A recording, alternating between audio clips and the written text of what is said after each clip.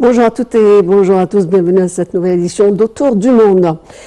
Aujourd'hui, nous allons donc commencer par ces déclarations importantes données par la ministre de la Santé, Dr Hel Zaid, hier, qui était en réunion avec le Premier ministre, Dr Moustapha Madbouli, hier mercredi, qui a parlé donc de la situation, qui a fait le point de la situation sur le coronavirus et sa propagation. Et les déclarations donc de la ministre de la Santé étaient importantes, étant donné que cette troisième vague connaît quand même, c'est une des plus virulentes en matière de propagation, donc en matière de contamination et de contagion.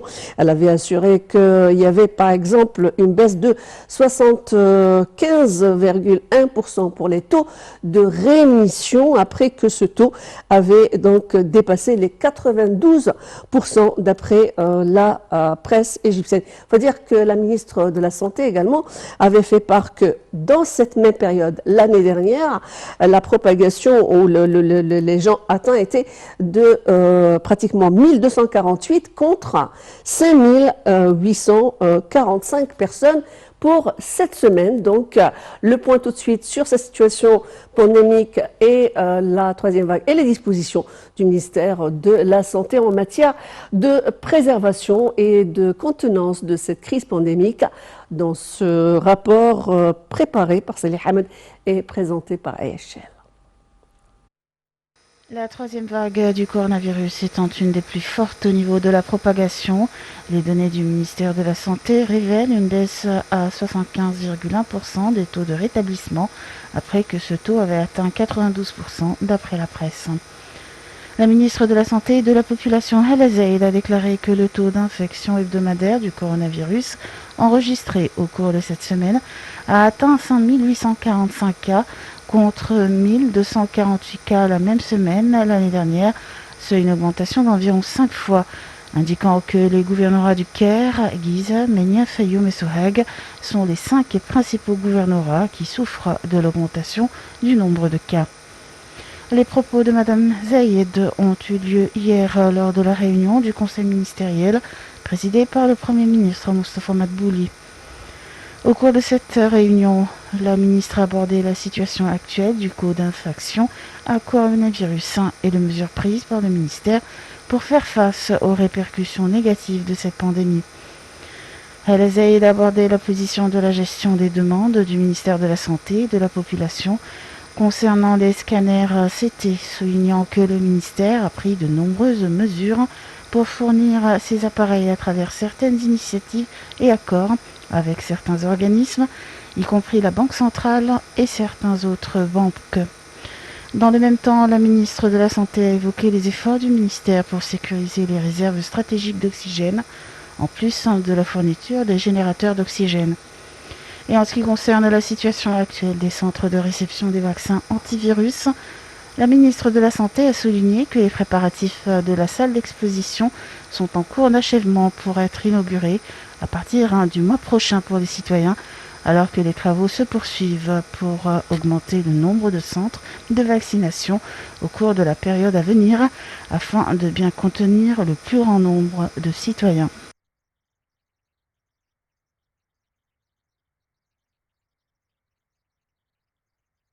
Et on reste autour du monde dans notre tournée africaine de cette matinée. On va tout de suite être transposé vers Mogadiscio, où il y a eu un attentat terroriste qui a coûté la vie à 7 morts et 11 blessés dans un attentat. Donc, les combattants, qui a été imputé aux combattants du groupe terroriste somalien Shebab, qui ont immédiatement revendiqué l'attaque du QG de la police. Mogadiscio a une nouvelle fois donc tremblé hier, alors que la capitale somalienne est tiraillée depuis plusieurs jours par les violences entre les forces loyalistes au président Farmajo et ses opposants. Une nouvelle attaque a frappé le QG de la police.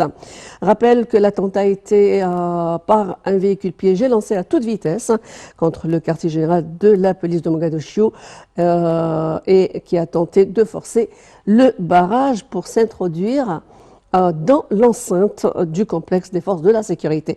Alors, stoppé par les tirs de la police, le conducteur du véhicule a déclenché sa charge explosive, tuant au moins 7 personnes et en blessant une dizaine d'autres personnes.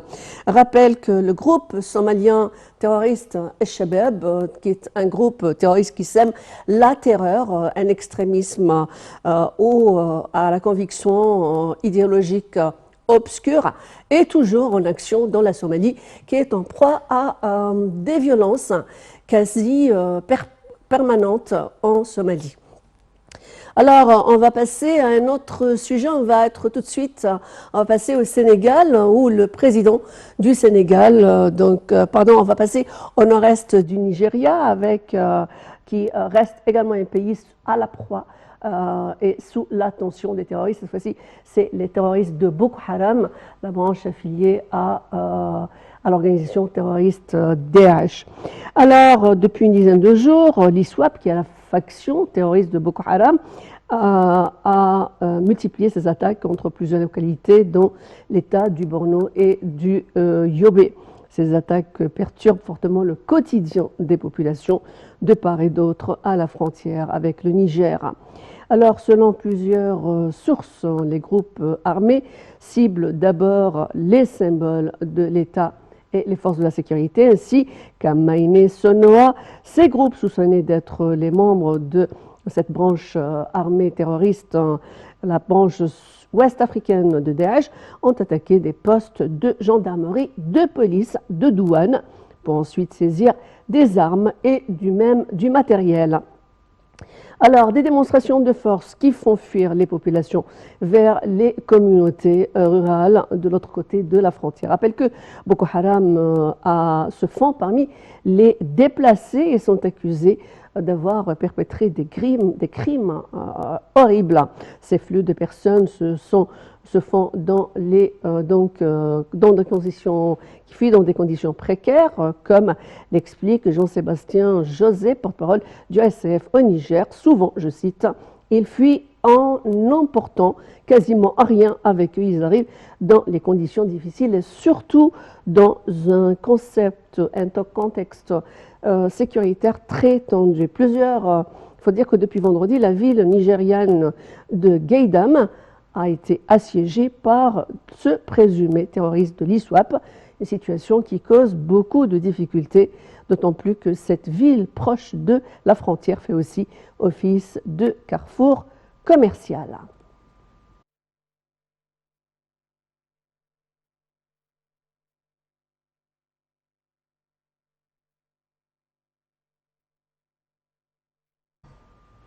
Toujours dans le cadre de notre tournée africaine, on va atterrir sur le dossier tchadien, car le Tchad a connu quand même des perturbations majeures pendant la dernière phase. Aujourd'hui, il est question donc de ce double entretien entre le président Emmanuel Macron, le président de la France, mais avec Félix Tshisekedi, le président du Congo, du RDC, qui appelle tous les deux à une transition pacifique dans ce pays.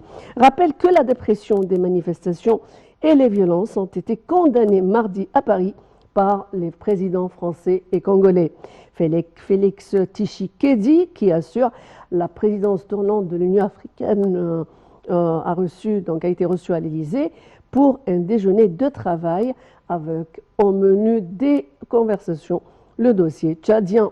L'occasion pour Emmanuel Macron d'affirmer haut et fort son soutien à une transition démocratique inclusive, alors que la France a été la cible de slogans hostiles hier lors des manifestations à N'Djamena.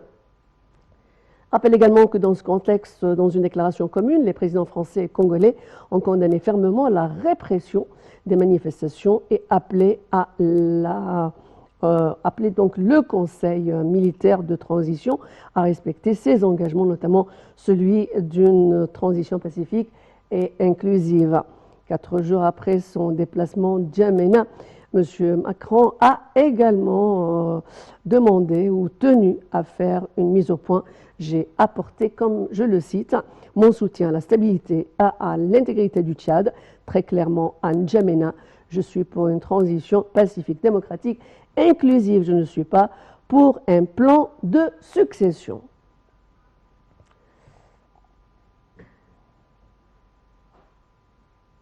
Et on va passer tout de suite au Sénégal avec cette réunion importante qui a été tenue par le président du Sénégal, le président sénégalais Macky Sall, qui a présidé hier le Conseil des ministres au Palais de la République. Il a parlé dans sa communication de choses importantes. Premièrement, il a présenté ses condoléances pour la mort de ces jeunes nouveau-nés qui étaient décédés dans cet incident tragique, dans cet incendie qui a ravagé une unité de néonatologie dans un hôpital sénégalais. Le président sénégalais a demandé également à ce propos au ministère de la Santé et de l'Action sociale de faire toute la lumière sur cette affaire. Donc il avait ordonné une enquête sur les circonstances pour élucider donc ce tragique événement et également pour une meilleure maîtrise du système sanitaire.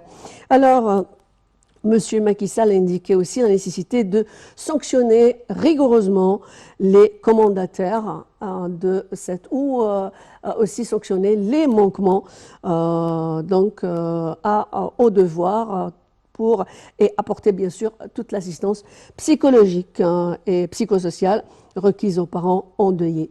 Le président Macky Sall a invité en outre, le ministre de la Santé et de l'Action sociale a engagé son délai en relation avec les ministères en charge des constructions et de la protection civile et un audit général des infrastructures, bien sûr d'ordre sanitaire, notamment les constructions et les installations abritant les services et équipements de santé sur l'ensemble du territoire national sénégalais.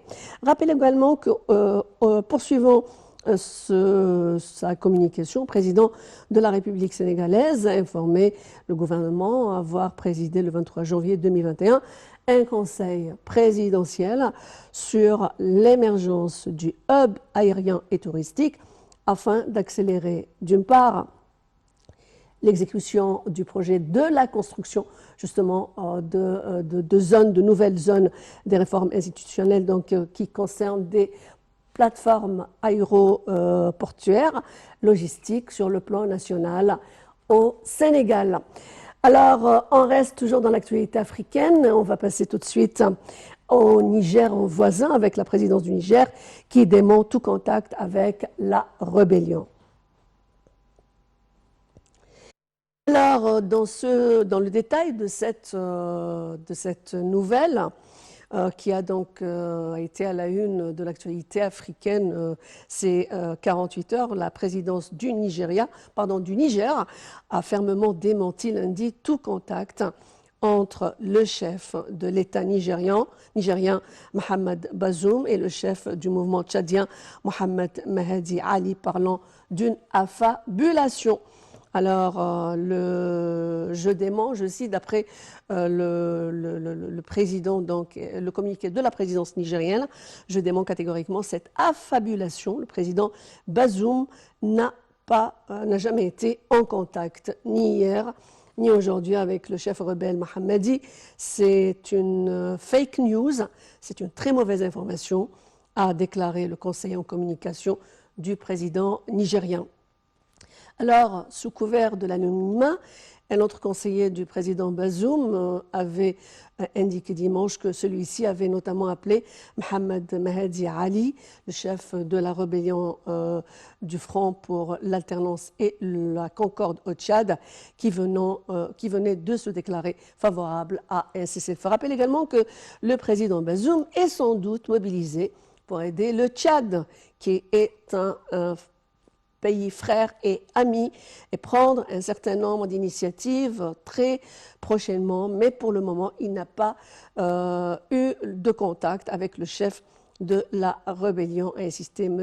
Ouaziri. Alors, les militaires au pouvoir à N'Djamena, pour rappeler la situation, depuis la mort du président Idriss Déby Itno, ont annoncé dimanche leur refus de négocier avec les rebelles qui ont lancé le 11 avril une offensive contre la capitale. Et on va passer à un autre sujet qui concerne cette fois-ci des millions de personnes qui ont justement besoin d'aide. Il s'agit des pays du Sahel avec pardon, 29 millions de personnes qui ont besoin d'aide humanitaire. Alors pour les détails de cette information, il faut rappeler que quelques 29 millions d'habitants au moins de 6 pays du Sahel ont besoin d'une aide humanitaire et même de protection, soit 5 millions de plus qu'il y en a eu, ont averti mardi les agences des Nations Unies et des organisations non gouvernementales. Alors, il s'agit d'un nouveau record qui concerne le Burkina Faso, le nord du Cameroun, le Tchad, le Mali, le Niger et le nord-est du Nigeria, ont précisé dans un communiqué conjoint cet acteur de l'aide humanitaire. Alors, une génération, je cite, entière d'enfants est en danger, estime la directrice régionale du Fonds des Nations Unies pour l'enfance, l'UNICEF, citée dans le communiqué. Le nombre de personnes déplacées de force n'a pas ailleurs jamais été aussi élevé. Alors, je cite, du Sahel central au bassin du lac Tchad, 5,3 millions de personnes sont déracinées en besoin de protection, selon le communiqué. C'est pas encore fini, les civils sont confrontés à un nombre croissant d'attaques meurtrières, de violences fondées sur des guerres, sur des extorsions, sur des intimidations qui se sont contraints de fuir, selon le même coordinateur du Sahel, du Haut Commissariat des Nations Unies pour les réfugiés. Alors, il y a aussi cette question de la faim qui reste aussi très importante pour côté bien sûr, pauvreté et faim, eh bien, je le cite, la faim a augmenté de près d'un tiers en Afrique de l'Ouest, atteignant son niveau le plus élevé depuis près de 10 ans, relève le directeur du Programme alimentaire mondial en Afrique de l'Ouest, la PAM.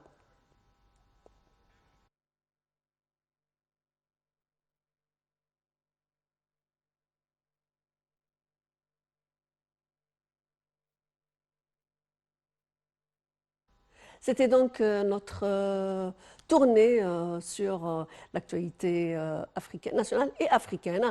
Donc pour cette semaine, merci d'avoir été nombreux à nous suivre sur Nile TV International. Merci.